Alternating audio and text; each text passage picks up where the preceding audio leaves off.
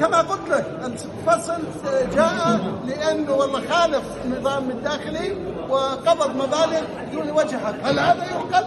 مش باختصاصه. خالف المادة 132 بقانون العقوبات. أول مرة في تاريخ مجلس النواب يطبق قانون العقوبات. أنا مسؤول عن قانون العقوبات ولا القضاء؟ القضاء في النزاع المدني والحقوقي من اختصاص القضاء. مادة 102 و103 و104 اختصاص القضاء. لماذا يتغول على القضاء؟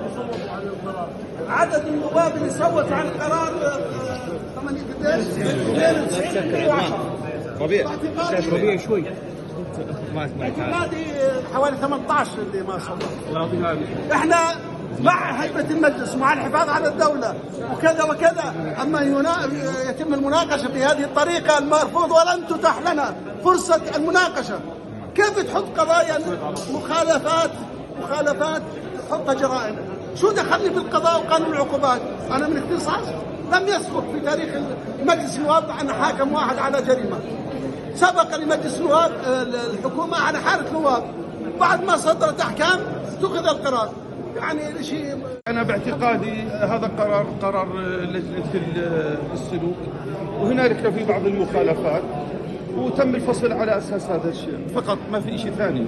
وهناك جلسة سرية والتصويت سري، وإذا في أي معلومات عن هذا الموضوع المكتب الدائم هو اللي راح يطلع الإعلام على ما جرى في الجلسة اليوم. نعم. شو أسباب الفصل يعني؟ والله أنت تسألني أنت شو أسباب الفصل، يعني أنت مش عارف؟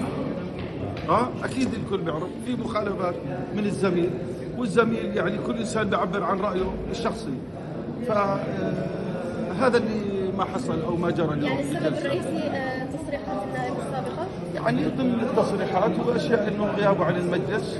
وإحنا سعادتك يعطيك العافية. يعافيك أختي. شو رأيك اليوم بقرار المجلس؟ والله المجلس سيد نفسه، والمجلس يعني صوت بالأغلبية على فصل الزميل محمد عادل. نعم. يعطيك العافية.